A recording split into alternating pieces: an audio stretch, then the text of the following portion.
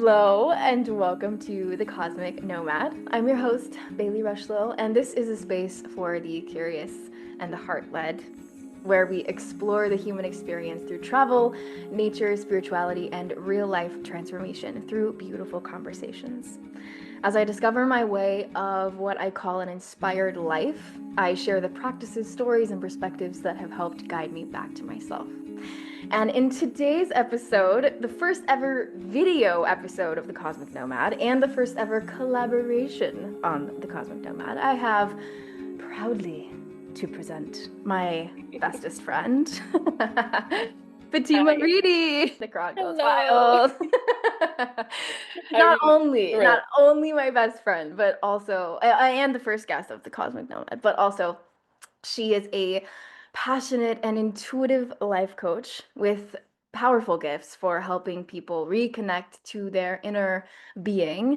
She is also the founder of Golden Intuitive, which is a platform where she inspires heart-led leaders and visionaries to trust their intuition, to listen to themselves, and to live in full alignment. She is also an incredible singer, musician, and actor. And I mean, you've most likely seen her on your screen with like films and commercials, and she channels emotion like a mirror to the human experience. And for the last few years, she has been traveling all around the world on a journey of connecting creativity and her spiritual path and Mm. living as a conscious creator in every moment of it. So I would like to welcome her to the scene. Where are Thank you? you. Thank Where you for where the are you in the beautiful words. world? So right now, I am on a tiny little island that is in the English Channel, and it's kind of like in the middle of France and England. I did not know that it existed until I moved here. So, Same. yeah, So my first question for you today is what are you drinking? Because I hope that you brought a drink to our tea time because this is basically a I did. best friend conversation between you and I, and we're just gonna discuss our life and let it flow. But tea time or Cheers. drink time. Cheers. Cheers. I do have sparkling water with lime, so Amazing. cheers to that. And that's, what I'm In the drinking. mason jar. Very neurodivergent of Yes, you. I love it. I love it. It's giving Libra. It's it giving is. I do have a Libra Mars, it's fine. True. I am drinking a tea blend that I got from Thailand in a tiny little market stall. And they had so much, they had Blue Lotus and they had all these incredible different teas. And so I've been like saving it because it's been over a year since I went to Thailand. So I've been like Awesome. using it little bits at a time. And this mug, which is so cool. If you're not watching live, it is a half copper, half glass Turkish style mug that I've thrifted at a charity shop for £2 So cool. in Wales. So it's like my new favorite thing, and I just felt like that was important. Amazing. It's perfect for this. I feel like the tea and the mug couldn't have been used at a better time. Thank you. I agree. I agree. So I would love to set the scene, starting off with how we met and how we entered each other's lives, and then kind of go from there into our conversation around just travel and creativity and lifestyle and yeah, how we got to where we are today. Technically, I found Fatima first. I was I gonna was the say, one. I was the yeah, one. the chosen one. Chosen one. Yes. I was, yeah, we have a mutual friend, a wonderful, lovely man named Loki. And I was looking at his Instagram posts and he shared a picture with this gorgeous woman. And I was like, who is she? I need to know her. So I started following her, and that was Fatima. And this was in what, Is I. 2018? I think so. Yeah, 18 or 19. yeah, One of those. long time ago. And I just followed her and just like kept following. And I don't think she really knew I existed, but I enjoyed just kind of being a follower and watching and reading her inspiring content and beautiful photos. And you see those people online where you're just like, we would be friends. Like if we ever met, we would be friends. But the chances Mhm. of us meeting are probably pretty slim. Um, until one day she followed me back. And I was like, yo. And then we just started talking. Right. We just started having a conversation Yeah, and we like completely never stopped out of having nowhere. the conversation. Right. It never stopped. And we discovered so many synchronicities after back to back to back. Yeah, And I think that it got to a point of remembering each other, right? And yeah, it just felt so natural and like we've known each other our whole lives. And so yeah. we have to this day never gone a day, I think, without talking. So Hardly. I love it. I love it. And then in 2020, you booked your first ever international solo flight I to did. Mexico.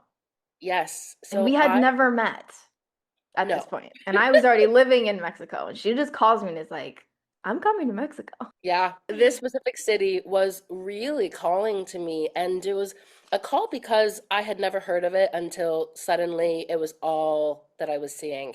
It was on the radio, it was on Instagram, it was people talking about it, right? It just popped up so many times, and a friend even that I was really close with in Los Angeles told me she was gonna go there, and I just was like, I kind of want to go with you, and my best friend from the internet lives there, and I just decided, you know what? I feel really called and really drawn to this exact city. And so I booked my one way and I came. You were so gracious helping me get everything in order, and I could not have arrived so smoothly without you Mm, because there's so many little things like getting a bus from the airport and finding the exact place in town you want to live. There are so many things that you don't really know yeah, without knowing, right? And totally. so you were such a gift for me arriving smoothly and seamlessly. And then we got to live with each other, by each other for a few months. And Yeah, now you and I have just seemed to find each other wherever in the world we are. We've had, I think, literally. 4 different countries, right? Yeah, Five, yeah. maybe? I think We 5. we Are we at have. 5? So Mexico, we've spent time with each other in LA. We went to Bali together. Mm-hmm. We went to England And together. That's yeah. 4. Do we have And 5? then Jersey. I mean, Jersey Jersey. isn't really Jersey isn't a country That's or, true. but it is its own separate land. It's just kind of like an independent island. That's So true. I think four it and a can half, count as 5. 4.5. Perfect. Yeah. I love that. I love that you were so brave as to be like, no, I'm gonna do this. Like, what was the turning point for you of leaving the States and being willing to book? I mean, a one way, especially as an American, is like a big deal, you know? Yeah. Especially when Yeah. like we weren't necessarily raised like traveling and that kind of like world traveling and maybe like, trip to Florida, Disneyland, that kind of thing. But like this is a huge, huge shift in your Mm-hmm. timeline. It was. It was massive. I had never left the States before just deciding I wanted to move to Mexico. It was my first time ever being international. So, full transparency, what happened is I had my heart shattered, and it wasn't romantic, but it was my dearest friend, and I ended up just separating, and it felt like this massive loss. And suddenly I realized I want to know who I am without this place and without this person. And I wanted to just strip everything away. And I was already in such an unknown energy, so I decided Yeah. why not send it and follow this pull of my heart. And you know what? The Yeah. clarity came to me. I'll never forget. There was one day I fell to my knees in my bedroom in LA, and the song Oceans by Hillsong, it's like Spirit lead me where that one. I was listening to music and it came on and I just started sobbing. I was Mm, so overcome with this surrender into the unknown, saying, Spirit lead me, let me walk where my feet normally wouldn't take me because I don't know anymore. yeah. And it just felt like surrender it and trust and go. And so I did, and I mustered up every last ounce of courage that I had in my entire body and booked a Mm. one-way ticket with the last money that I had. Mhm. And decided there's nothing that I would lose, right? Yeah. There's nothing that I'm going to lose. I can always come back. I can always figure it out because I always have. Yeah. And that was the turning point. And I've 4, 5 years Mm. later still been traveling and learning about myself along the way, and it's Yeah. just been the most beautiful journey. I love that so much. It's Mm, wild how it's like sometimes things have to break open for us to be able to grow out of them, through them, or into ourselves. yes. I came to Mexico in a similar way, like where I felt like my life kind of imploded. And everything that I knew that was familiar, that was comfortable, was no longer familiar or comfortable. Hmm. And I came here and I felt like I could breathe for the first time. I felt like the ocean, the land, the people, the food, the music, the community, like it held me in this way that wasn't familiar, Right. but then became familiar. And now it's a place that, even though I've been traveling for, yeah, since 2019, I've been doing big long haul, international trips. And I'm like, since then, it's always been a point that I've come back to this place, and in where I'm living in Mexico, like I've come back here and it's held me over and over again. And I'm like, wow, Mm, I'm so grateful for that, for places in the world that mirror our kind of inner landscape of like what we need at that time. And I'm so grateful for that, because I really never envisioned myself living outside of the States. Like, I mean, right. I thought like, ooh, like eat, pray, love kind of journey, but like I never thought like Right. I'm gonna live elsewhere Mm, until it happened. And then it was just happening. And then it's still happening and today. still going. It's still going. And I love that, and I don't know, I feel like I'm Mm, curious what your early life experiences, like how they prepared you for who you are now. And it's so interesting, as we both came from evangelical upbringings. We both came from I don't know, just very interesting and similar dynamics, but also incredibly different. You were raised in a very different world than me, but we had similar values. And yeah, I'm curious, like what your relationship was with that then, and then how that's kind of prepared you in certain ways for who you are now. mm. Early childhood upbringing. Yeah. So I think the first thing that comes to mind, two things actually. The first is being raised by a single mom. Mm. That has truly been a massive part of me wanting to break limitations and learn about new parts of myself that I never ever could have imagined being a possibility, right? When you grow up with a single mom and we were on food stamps, we were in and out of apartments. I lived in a new apartment every single year because the rent was going to be raised. It's Yeah. it's kind of like, I guess in a way I've always been used to evolving and adapting and figuring it out step by step. And so I do want to, shout out my mom, all single mothers, Hmm.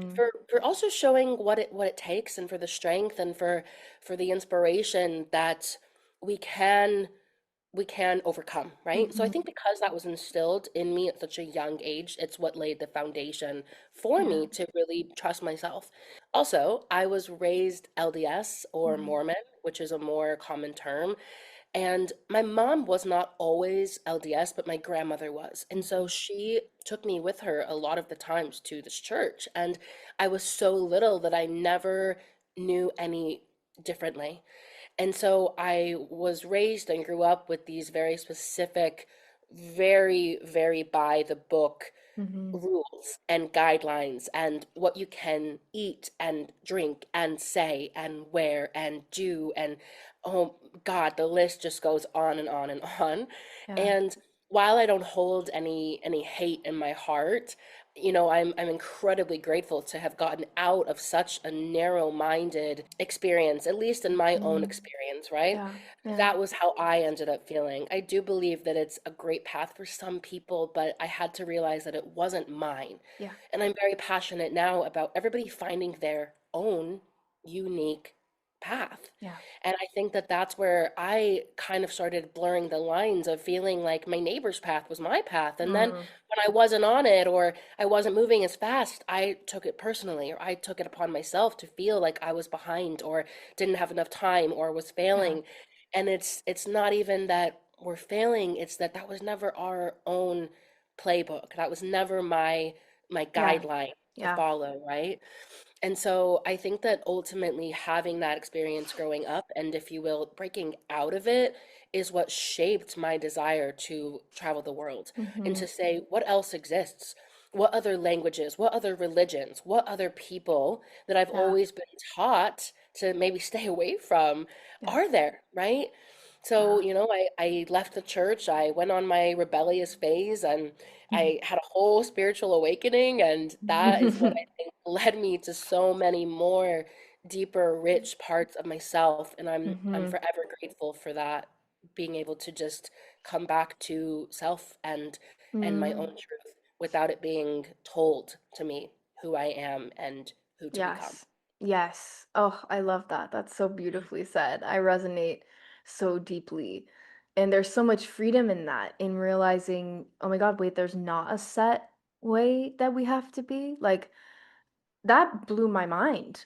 Mhm. I never knew. Like, Unreal, right? I grew up thinking my way was not only the right way, but the only way to be. And that influenced so much of my relationships and the way I live my life with so much kind of a quiet judgment, honestly, Right. toward just everything. I'll never forget, I was sitting 2021, I was sick, and I was in San Cristobal, Mexico. I remember going to the hostel kitchen and I was like wrapped up in this huge blanket and I was making myself like some chicken broth or something. And there was some guys in the hostel, they were so kind and they were like, come sit with us by the fire. And I was like, I'm sick. They're like, come on anyway, it's fine. I was like, okay. So I sat with them by the fire. And this one experience like changed my life Mm. because I'm sitting there with my big quilt on in the mountains with my soup, my throat's on fire, and I've got this guy from Colombia with me who's a Buddhist.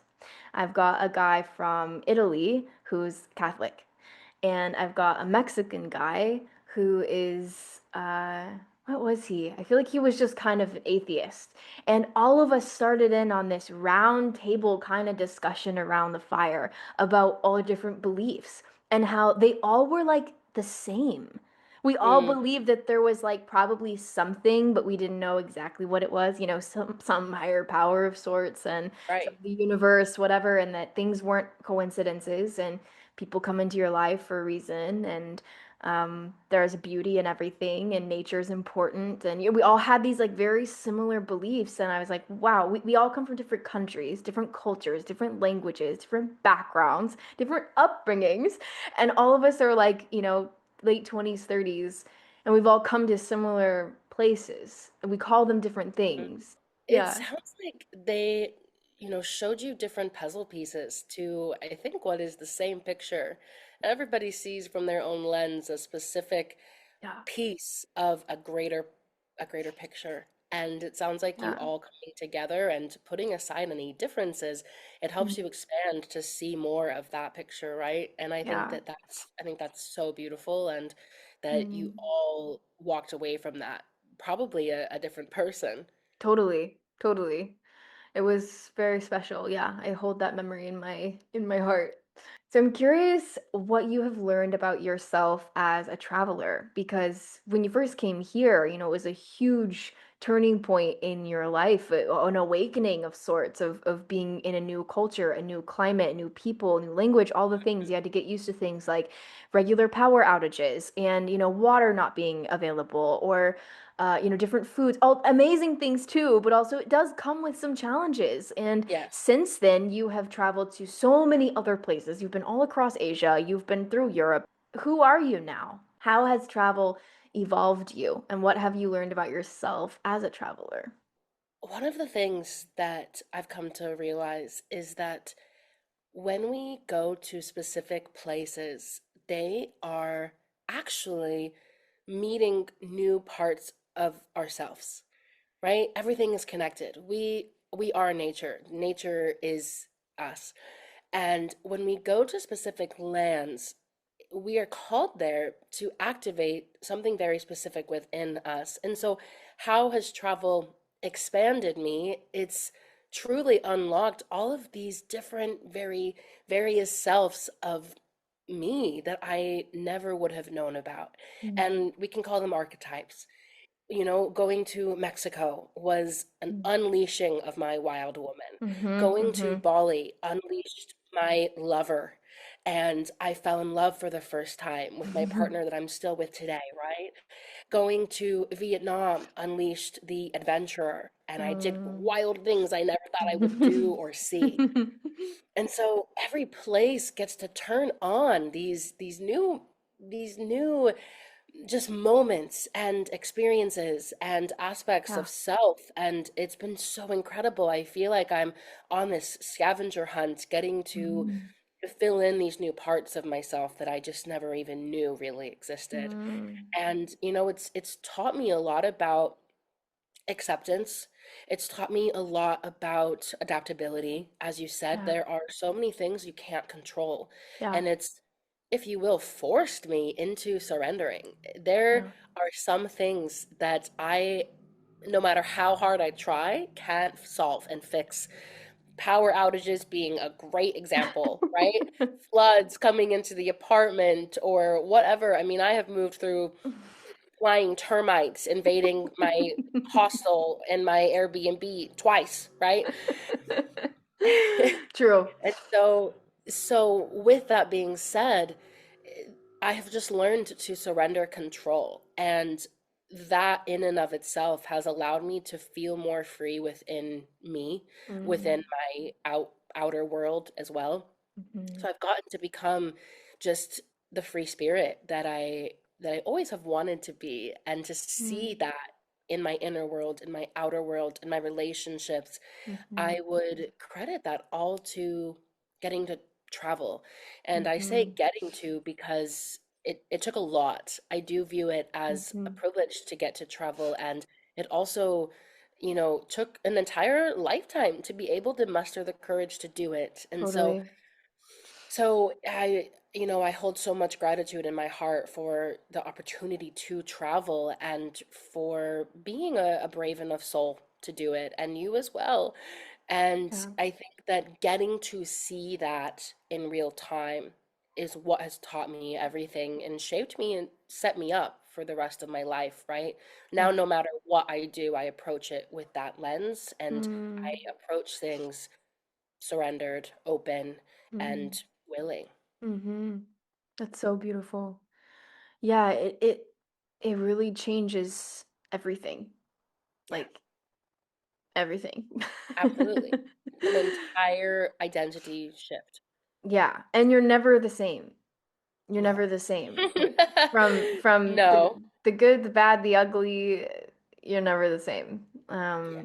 And I love that, and I think yeah, it's a powerful gift as well. I agree that it is definitely a privilege that we are able to travel. And I also love that you and I are scrappy. You know what I mean? Like we don't come from money. We don't have trust funds. We don't have uh a financial support and consistent stability. Like we've made it happen for Right. us ourselves, the ability to travel and see places. And I hear a lot of people, especially people from America, that say a lot, like, oh, it's so expensive. Like, how do you Yeah. travel? How can you afford to do that? And I think it really takes being scrappy and creative. And for me, I remember being like, I want to go to the UK.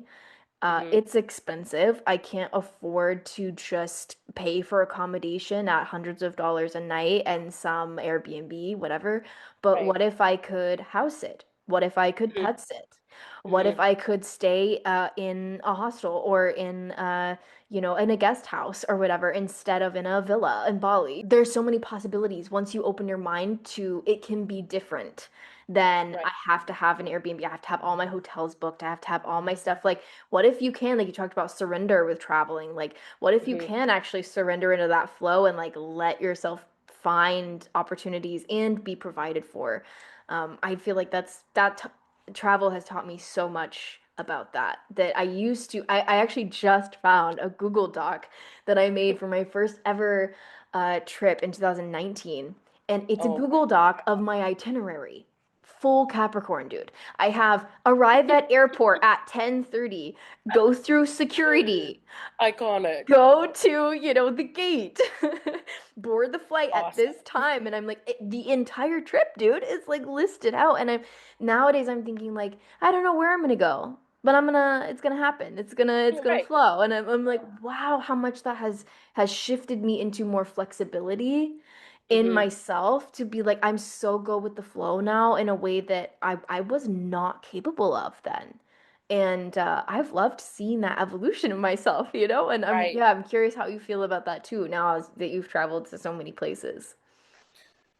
Exactly the same. Exactly the same. I think as you were sharing that, what came to me is just realizing the gift is trust. Mhm. The gift that we receive from this and hopefully inspire is trust. Mhm. And it's like you said, right, having the itinerary is almost funny now because we have seen that it doesn't always really go to plan. It doesn't have a plan. It just is and it just flows. And we have learned to trust that, and that has become our evolution. Yeah, And so it's kind of cool to just see how simply put that can be summarized into is it's trust, so it's true. creativity. Yeah. Creativity is learning and finding new ways when Mhm. those things maybe don't pan out, Mhm. and it's trusting yourself in being creative. Yeah. We'll figure it out. Yes. Nothing we have not ever figured out, especially Mhm. people listening to this right now. Mhm. There's nothing we have never figured out. So true. And that blows my mind. So true. And I need that reminder too sometimes. God. Yeah. Yeah. No, it's so true.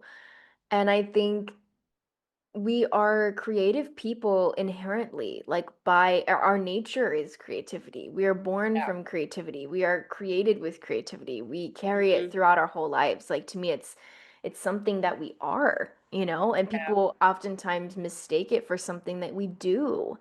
And we don't do creativity, right? It's like we are creativity. And when we tap into our creative essence, it sparks just like a chain reaction of Yeah. beauty and evolution and deeper trust and Right. deeper trust not only in ourselves but also in the process and that we will be taken care of. Like Mm. I believe that no matter what, I will be taken care of. I have this unshakable faith in this Mhm. since I Mhm. was a kid that I knew no matter what happens, like it's gonna be okay. It's gonna work out. And it literally always has. Like yes, I've been in weird situations, scary times, weird shit that's happened in life for sure. Um, but it really has always panned out, and I'm like forever so grateful for that.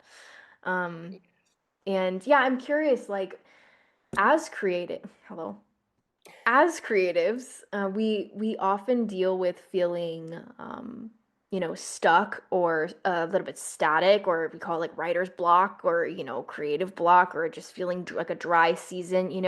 I'm curious how you view that, and also how you work with that energy or shift that in your creative process. Because, like I said in the beginning, like you have your online coaching business, you are an actor, you're a singer, you're a musician, you're creating things all the time. This isn't just a hobby. Like this is you this is who you are. So Yeah. what do you feel about that? Mhm.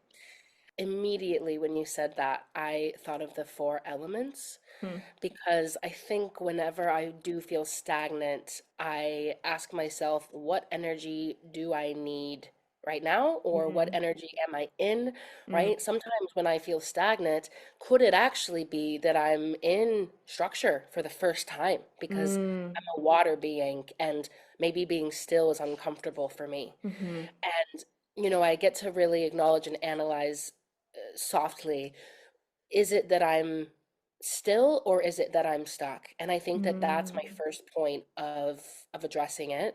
And then from there, it's using the elements to create and shift my reality from there, right? So mm, if I'm feeling stuck, maybe I need some more fire. So can I go for a run to produce that fire? Can I light candles around my house? Can I go to a bonfire? Can I mm, invite in grandfather fuego into my experience to help move me and help shift me mm, if I'm maybe feeling a little bit too all over the place, right? Am I in wind energy? Do I mm-hmm, need grounding? Do I need to put mm, my bare feet into the grass? To me, it's as simple as that. I'm truly about basics and nature and it's medicine, right?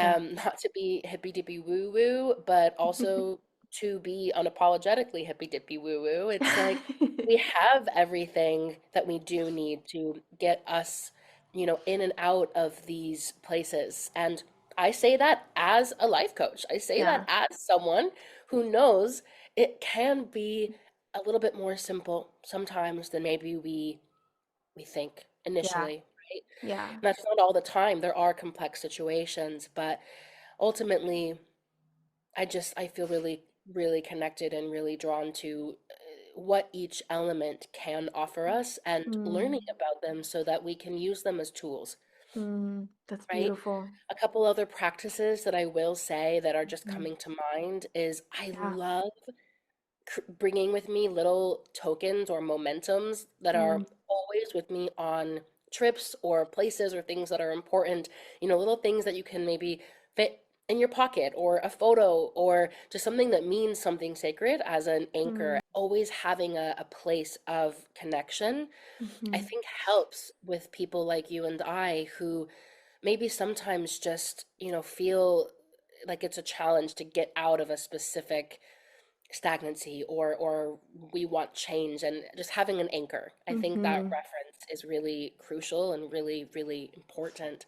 That's beautiful. I love that so much. There's a ancient text called the Tao Te Ching by Lao Tzu. It's like 2,500-year-old sacred text. It's one of my favorites ever.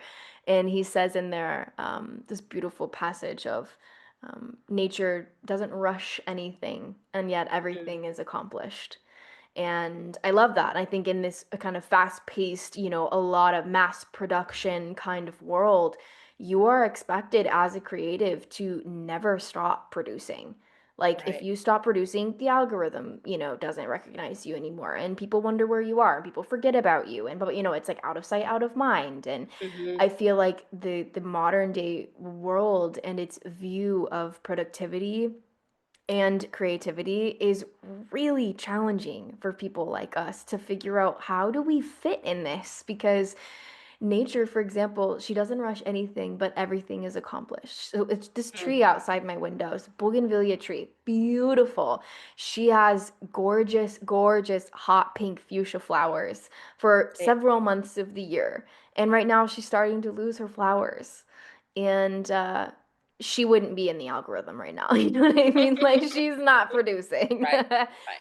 But if it's fall, right? She is taking all that necessary energy and all that necessary nutrients back into herself from the earth for that next season of creation and producing beautiful flowers in the next season.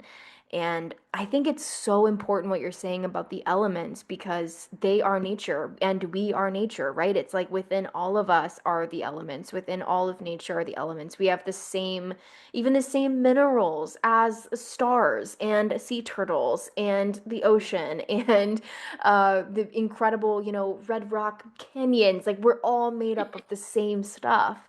And so it's sad to me that, we have commodified creativity into this way, especially with social media and everything, where it's like, wow, you feel like you are in this constant state of trying to keep up. And Right. I feel like the only antidote for this epidemic is to return to the elements. It's to return Mm-hmm. back to nature. It's to plant your feet on the ground and to be like the tree and to realize that everything's going to be accomplished in its Yes. time. the returning to the ways of nature, I think it is the only way forward for our world in every element, in every capacity, especially Yeah. in our creativity. And I have a feeling that people are ready now more than ever for that because of the stimulation that we've been so used to for the past few years. I Yeah. really do have this prediction that we are going to start seeing a world where people are ready to Mm, go back, quote unquote, back, right? We yeah. know time is but an illusion, but to return to the basics, to be more connected to unplugging things, to be in nature, to be connecting with people. You know, it's Yeah. sad. It's breaking my heart to see these videos online of people not even connecting anymore. I recently saw this Yeah. video where there was a girl in, I think maybe London or New York, something of the underground train station. And she was walking through a bunch of people out loud saying, "Look, guys, nobody even knows what I'm doing right now, so Mm, nobody cares." And every single person around her had their head down and headphones in. And we're talking 50 people in a yeah. 10-second video. No one looked at her once, and that's fine. But the point is, everybody has just immediately chosen to disconnect from Yeah. people, from things around them. And so we're stepping into this time, I really do believe, in Mm, society where people are going to be ready now more mm, than ever to start connecting again. And I mm. think that's going to include connecting to nature more, but Yeah, me assuming we too. continue to respect her, Yeah. assuming we Yes. continue to take care of her. Yes. And I think, especially as a traveler, I Mhm. think that's part of our responsibility. Mm, I totally agree with you. I remember it was 2019 and I just started going outside more because I started seeing more like posts on social media about mental health and grounding and depression and Mm, seasonal affective disorder and all these things. And I was like, I'm kind of curious about this. Is this something that I could make a difference with in my own body by being outside? Started going outside barefoot, and at first I was like, ugh, it's sticky and pokey and, grass and whatever. And then it became like I felt like we started forging a relationship together, me and mm, the grass, me and the soil, me and the trees. And then now I walk around and I'm like, oh, this tree and this plant and this flower, and I'm like so excited to see the nature. But originally, like, it just went right past me. I was like, and like, it's a tree, it's a field, it's a, it was just, it was mm, normal. And now I see it as a part of me. And I think, mm, that comes with having spent time together. And then when you start to recognize its intricacies and its geometry and how perfect it is and how beautiful it is, and realizing, oh my God, it's me. Like, I really believe that. Like, mm, the universe, God, whatever source, consciousness, it's embedded spiritually within everything. I think that's so powerful to connect with and recognize yourself in another, not only person, but also the nature around you, and to feel it communicate with you is so powerful. And you realize, oh my God, like, this world that we live in and are staring at our phones and our screens is not the only world, and not even the mm, real world necessarily. And being outside, I spent a lot of time outside this summer, and I felt more content with my life. I felt more present with my life. I felt like I mm, cared a lot less about my phone and responding to things and posting things. I also feel like creativity isn't a separate thing from your lifestyle. Like, it's in mm, how you cook, it's how you decorate your space, it's how you play and speak and dress and travel. Like, being able to express your identity in all of these beautiful ways is such a fun part of being human. I really feel like that. Sometimes I think, I wonder if this is my last lifetime as a human. Like, what would I miss if it was my last, if like someday I'm like looking back at my life on earth and I'm like, man, that was a great life. It was hard, it was beautiful. I mm, really miss blank. Like, I always think when I peel an orange, so random, but when I peel an orange, I always smell it and I'm like, this is one of my favorite smells in the world. It's like that mm. fresh citrus smell. So I good. would miss that if I didn't get to experience that again. What I what is something you would miss? mm, I think it's definitely one of the senses, right? I think Yeah. it's always going to come back to our ability to smell or communicate or touch Yeah. or see. And again, what a gift, right? Each individual one can be. And Yeah. there's also a lot of people that don't get to experience those. I think I would miss just touch. I Yeah. think, and that doesn't have to mean people, it can also be touching grass, touching a tree, Yeah. touching fruits. Like, you know what I love to Yeah. do? Cut open a mango and take the mango out with my hands. Mm. That is a new thing. I have absolutely started becoming obsessed with fruit and Hmm. pomegranates. Are you kidding? Have you ever opened a pomegranate? It's amazing. It's the best, dude. Like those are the things that I think I would just really miss, and maybe we'll get to have those, in other realms and times and dimensions, and I I don't hope know, but so. I wouldn't be yeah. mad if pomegranate existed elsewhere. Oh man, if you're listening to this right now and you can get your hands on a pomegranate, I'm telling you. Go for it. Please. Yeah. Please do it. I love what you said earlier. I actually wrote that down as well. When you were talking about your life growing up, you were saying that you kind of became obsessed with people finding their own unique path. And I Mm-hmm. loved that sentence. And I want to just bring that back around because I think that's what you're doing now with Golden Intuitive. Like you are helping people become obsessed with their own unique path and their main Yeah. character magnetism. And I would love to hear about that. Like, what is Golden Intuitive? Thanks for asking. So, Golden Intuitive it's a culmination really of who I've become, who has inspired me, and who is just collectively ready to expand and express. And it is something bigger than me.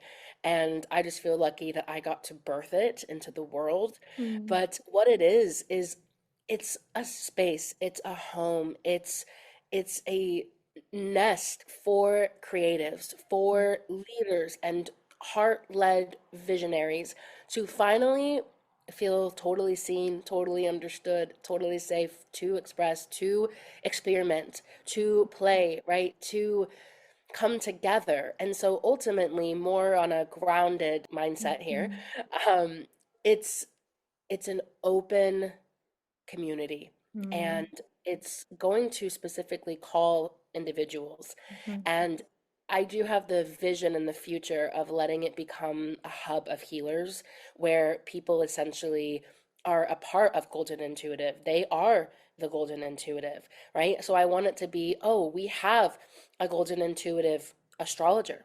We have mm, a Golden Intuitive massage therapist, right? mm, I want to actually have a physical place in the future that is a wellness mm. studio, but it's also, again, an online community. So it's a Yeah, movement, essentially, yeah. right? It's everything. It's a movement, it's a place, it's a studio, it's a community. And right now, the way that it's living and operating in the world is through me Mhm, mostly. And mhm, that's through a lot of one-on-one sessions, mhm, individual work to really get to the root of people and who they are and who they want to be. We do a lot of mindset work and seeing where we have placed limitations on ourselves. And so, mhm, because, one of my most sacred gifts is being able to so clearly see people. mhm, And mhm. so, what I typically do is sit down in a really raw, open space and get to reflect to people where these limits might be holding them back, what Yeah. they are, and how we can try something new and tell ourselves a different story. And from Mhm, there, be a cheerleader, be an accountability partner, be an open channel for spirit to work through, to motivate, to inspire, to mm, shift, and to make people be able to see real tangible progress and feel that success of who they've always seen and envisioned for themselves and who they get to become and step into. And so, mm, that's always been my biggest passion for anything I've done.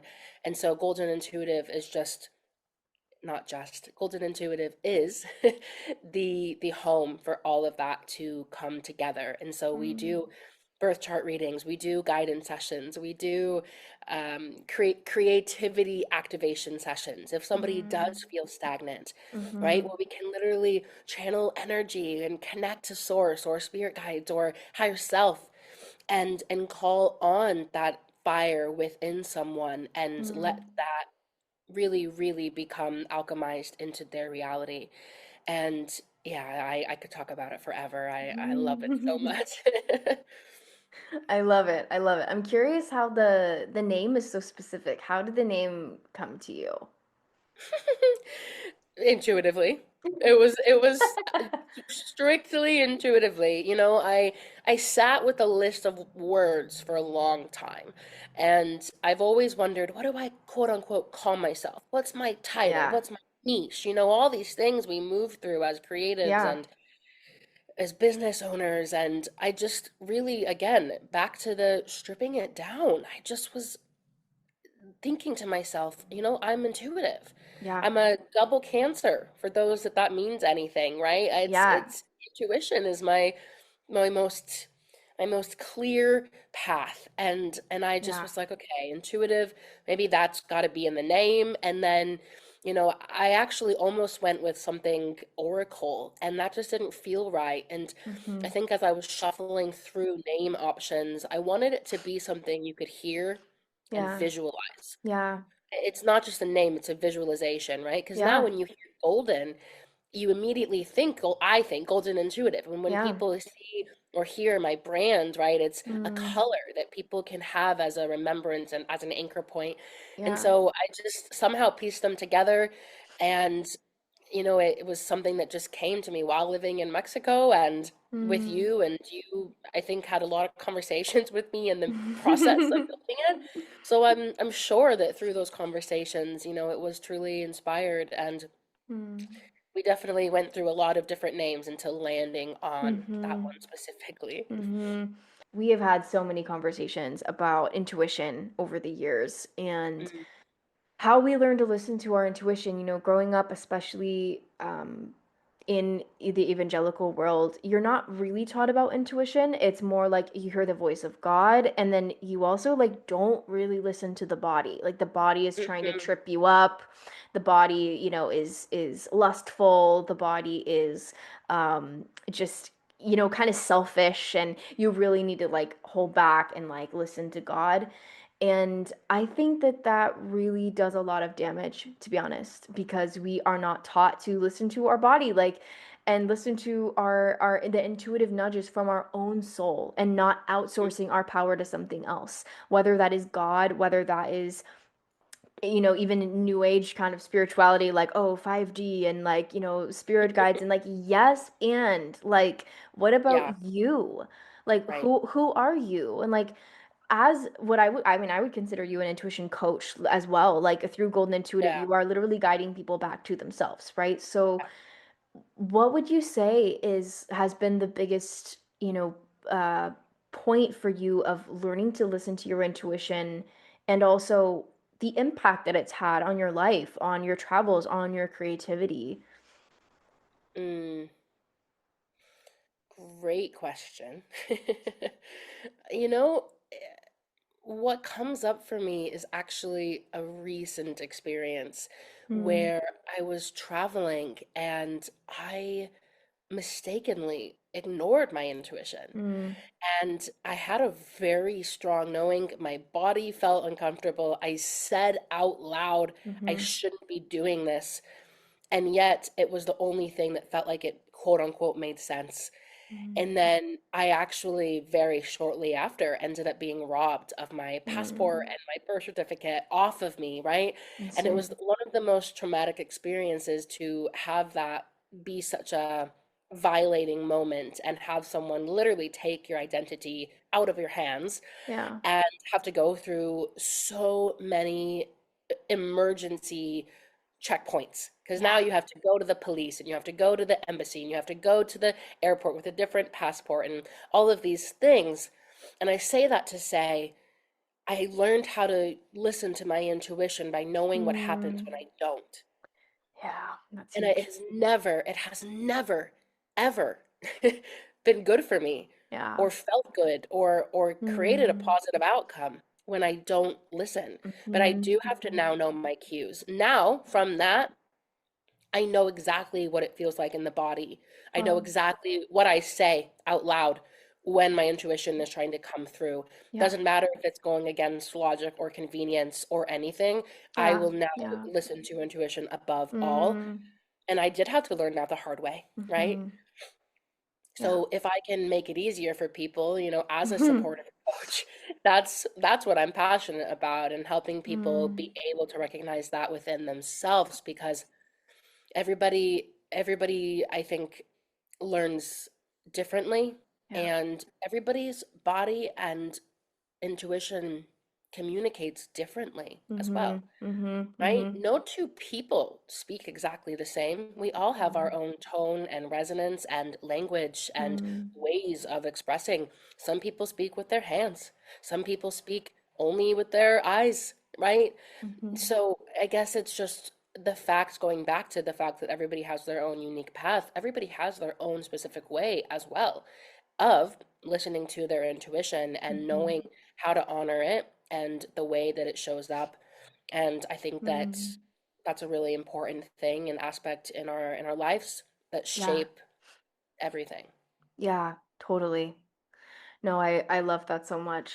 Um, if there was like one thing you could say to someone that was trying to figure out how to listen to their intuition, or what does it even sound like? Of course, it's different for everyone, like you said, but is there something that we can all tap into to learn how to listen to it, do you think? I do, and I think that the answer to that is stillness. Mm, I think that our intuition is a reflection of our innermost truth. And we do live in a world where sometimes the noise is too much yeah, to hear that. I yeah. firmly believe and know everybody has intuition and everybody has what speaks to them. But the Mm, question is, are you intentionally listening?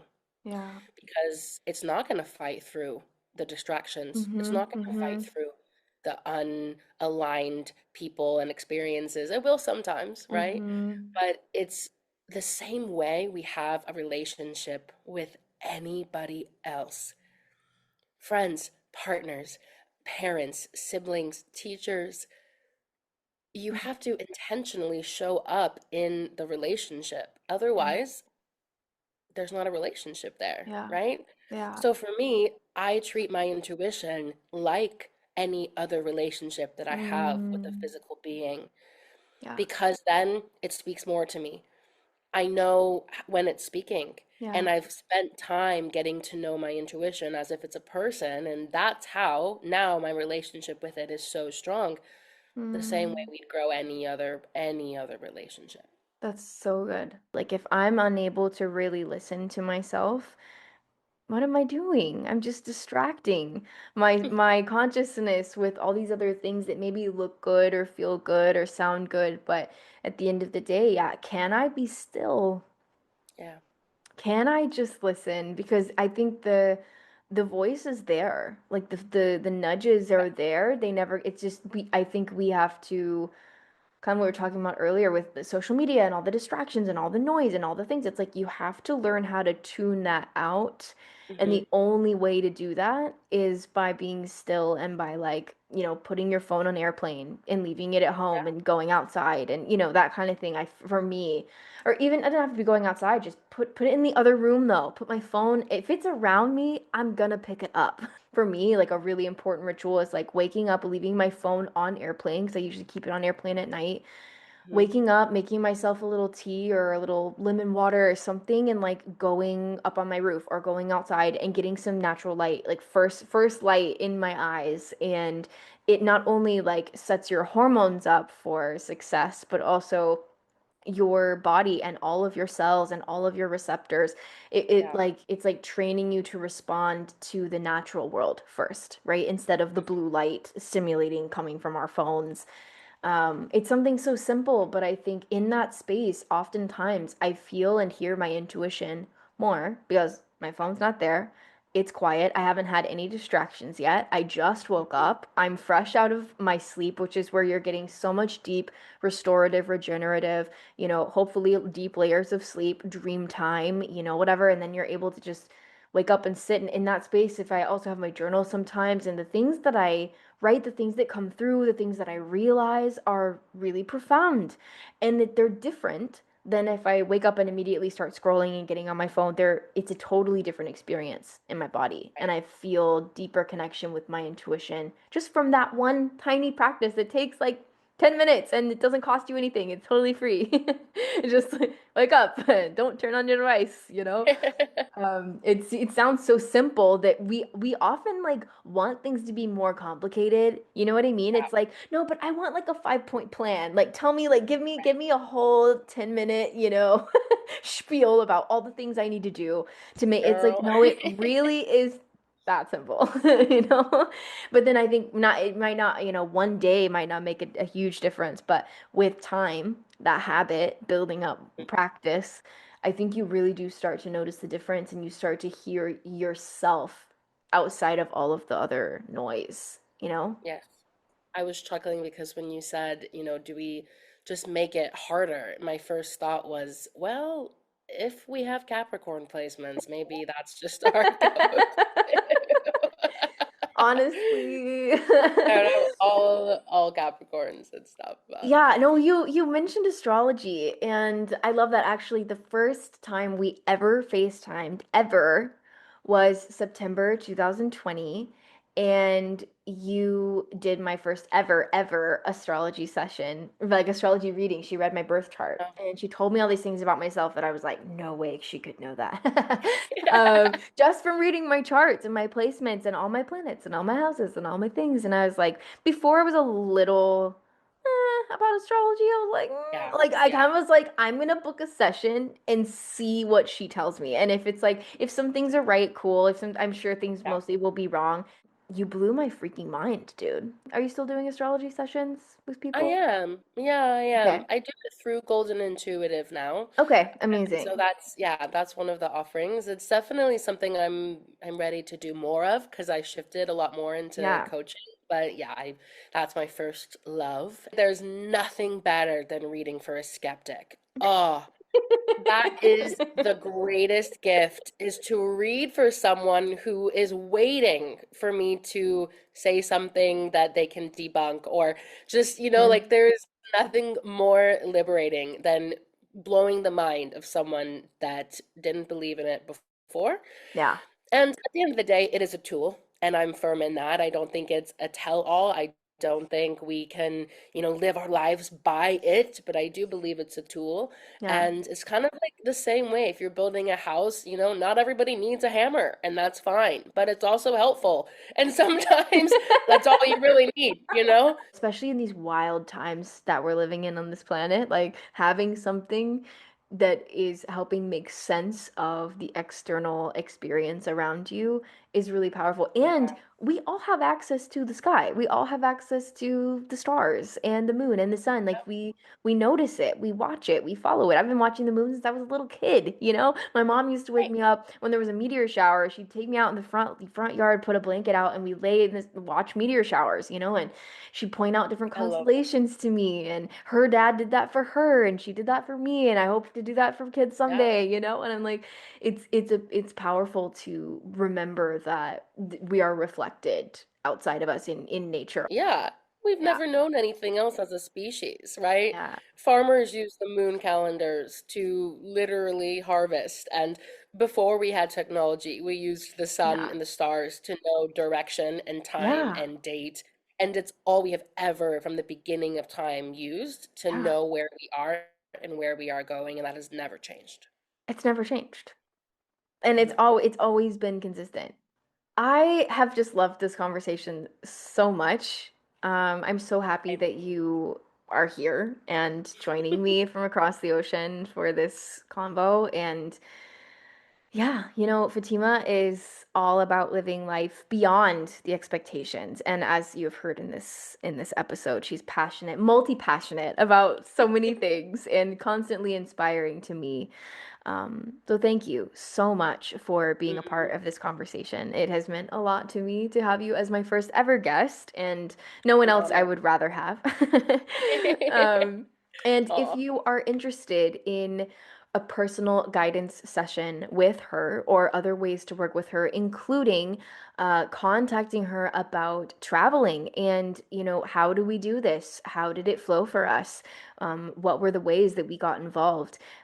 Please, she actually asked me to say, please reach out to her and ask, Yeah. you can find her work on goldenintuitive.com, also Instagram at goldenintuitive or at Fatima Reedy. Those will all be linked below. If you would also like to hear more about traveling from me, I have episode 10 of my podcast is called 6 Things That Traveling the World Has Taught Me. And it goes into not only the life lessons that I learned from my world travels, but also the way that I was able to do it and a lot of different tips and tricks along the way. I would like to end with a lightning round. The first question is, what is your go-to comfort ritual? Something that always kind of brings you back to yourself. Great question. Immediately, I think journaling. I Mm, always love a good journal with, I have a specific playlist that I play, and I sit and I journal and just listen to this music and let it open me. And sure enough, I think that at the end, I just always feel a lot more centered and a lot more grounded. I love that. Okay, lightning round question number two. If a portal opened right now in front of you and you could step into it and go anywhere in the world, money is not a question, nothing is a question, where would you go? Wow, what a question is that? And I feel so blessed to be able to say that what I once would have said to that question, I have now Mm-hmm. been to. And that's a really Mm, cool reflection. that's super cool. So Hey, now what would you have once said? I would have once said Bali. I would have for sure once said Thailand. Yeah. And now having been to both, that's really cool. You know, immediately I go to wanting to see parts of Australia, I think Spain Hmm. as well, and maybe Greece. I love that all of those Right. places have in common a dry climate. They are, I mean, Mm-hmm. it depends on where you are in Australia, but in Greece and Spain, primarily they are like dry. There's a beach involved and really good food in all of those places, and a lot of deep and very ancient ancestry. And the third and final question of the lightning round is, what is one little piece of wisdom or magic that you would leave with listeners today? Something that has always stuck with me is that everybody's best is different, and we are more than allowed to be a complete mess and in the unknown and scared as long as we move forward from an authentic place. Mm, And I think ultimately that can be summarized by continuing to take the steps when we're scared, coming back to trusting ourselves, and knowing that at the end of the day, the most brave thing you can do is express and be vulnerable and share. mm, yeah. Yeah. Beautiful. Oh, I love that. Thank you so much, Fatima, for being a part of this conversation, sharing your heart and Oh, your stories with us today, and for thank everyone for you. listening and being a part of this little corner of the cosmos with us. And if this conversation resonated with you, please share it with a friend, leave a 5-star review, or Yes. just, carry it into your week with you. And if you are interested in being a part of my Patreon family, it is called the Cosmic Nomad Collective. And for the price of a cup of coffee, you can basically help support the podcast and also get access to guided meditations by me every month, where we're dropping in for nervous system resets, gratitude list practices, behind the scenes voice notes, all kinds of cool stuff happening over there. Please check out Fatima's Instagram, Fatima Reedy, also at Golden Intuitive for personal guidance sessions. And yeah, until next week, as always, open heart, open mind, and stay curious.